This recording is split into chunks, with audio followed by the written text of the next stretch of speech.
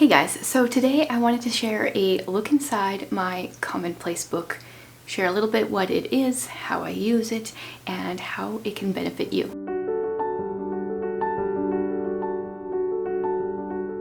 So what is a Commonplace book? Pretty much it is just a compilation of other people's thoughts that you have gathered in one place. So that might be different quotes or ideas or different things that you just compile all together in a book. Some people like to make their Commonplace books pretty, kind of do it like more art journal format. I just stick to writing things out. Mine's just printing because I want to gather the information, not necessarily make it look pretty in this place. And if you're wondering like, why should I keep a Commonplace book? There's lots of different reasons for myself. As someone who consistently reads like 200 books a year despite trying to read less, and just finds a lot of quotes that I like but can't remember them all, I find this a great place to write the ones that I really want to remember, and then I can refer back to them much easier than flipping through like the books that I read through the year. I think they're like a good memory keeper.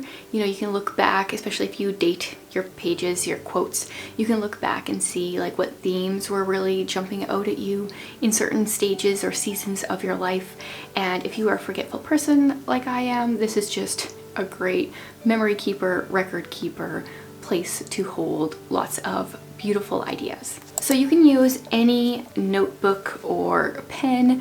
I am super cheap when it comes to this, partly because I go through a lot of notebooks and partly because I honestly don't care too much. So this is a composition notebook that I got from Dollarama for $1.50, and then my favorite pen of choice is also just the cheapest of pens. It's a Papermate black like 1mm pen. Like these come in a pack of like 10 for $2. I don't know, they're super cheap.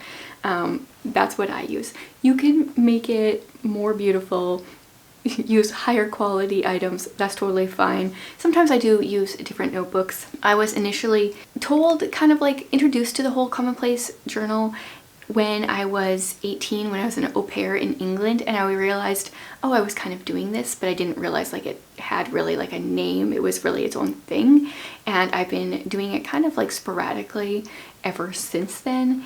And so I've used a variety of different books over the years, but personally I find it easy just to go to Dollarama, stock up on a bunch of composition notebooks, stock up on a bunch of pens, and then I never run out. Whenever I need a new one, I've got some ready for me, or if I don't, they're really easy to acquire.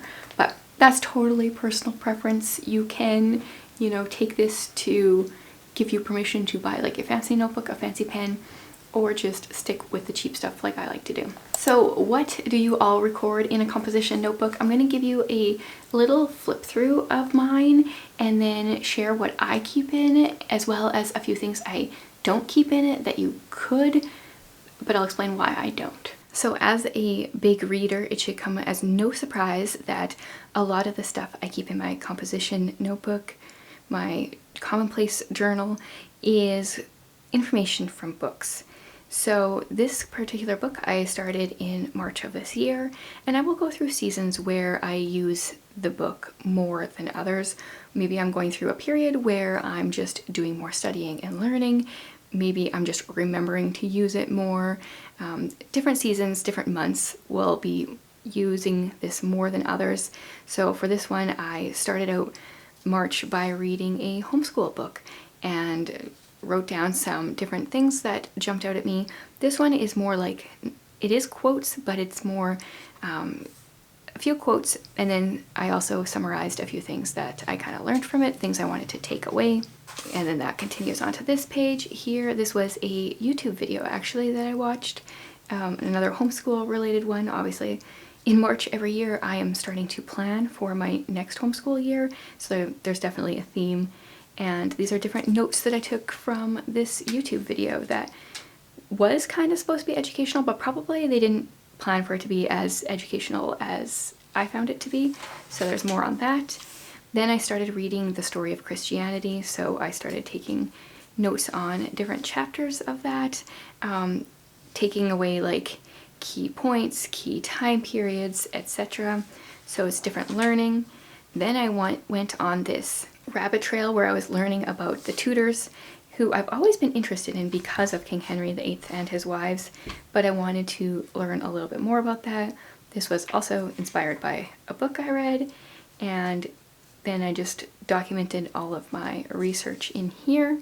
So these are different quotes and ideas that are not my own, different things in history that are not my own, but things that I wanted to remember, that I wanted to document and have not just proof of, but something for me to flip back to when I forget. And then I was taking a class through my church. It was called Grace 201, and I needed to watch a couple of videos and read some papers on that, so I took notes on that. This is actually kind of an anomaly. I used a different book for this class. I'm honestly not even sure why I decided to write it in here instead.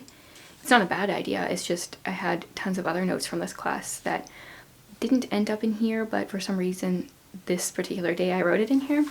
And then this is more from that class. Then I just have some random bookish quotes. So I was reading My Cousin Rachel.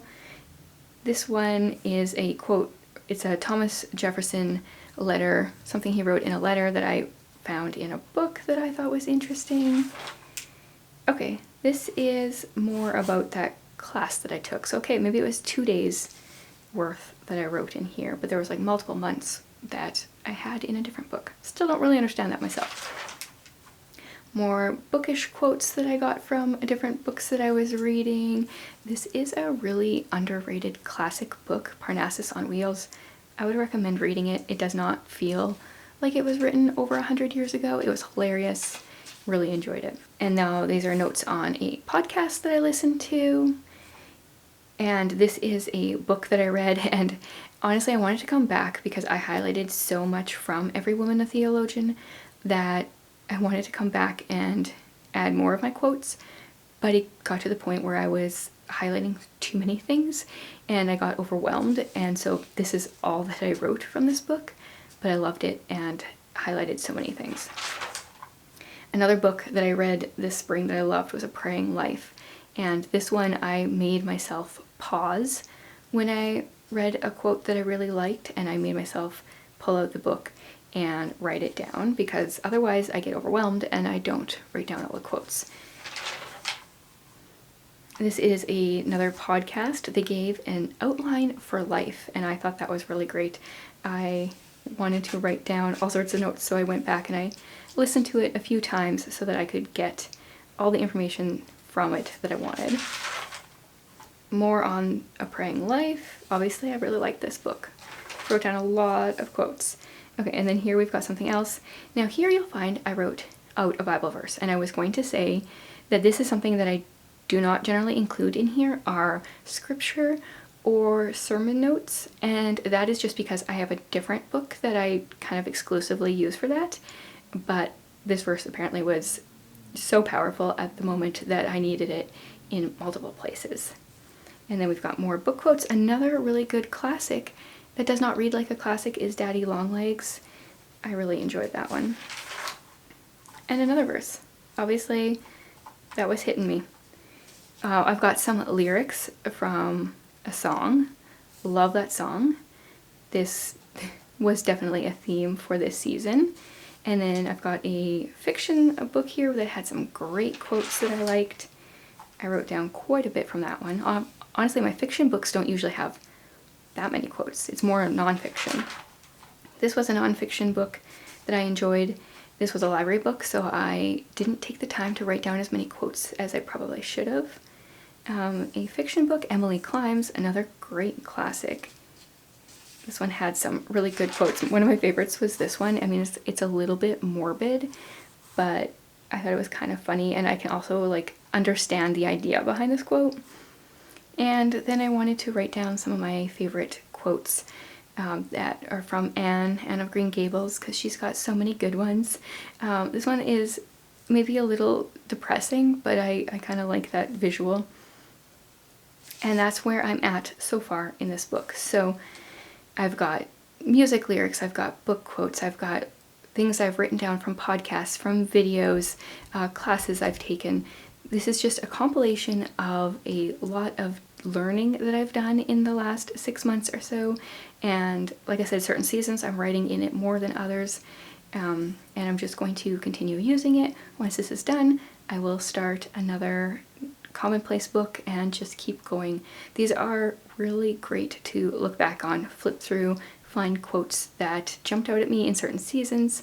I love it. And if you guys start one or use one, I would love to hear how you use it, or if this has inspired you to start one, I would love to hear that too. Thanks so much for joining me.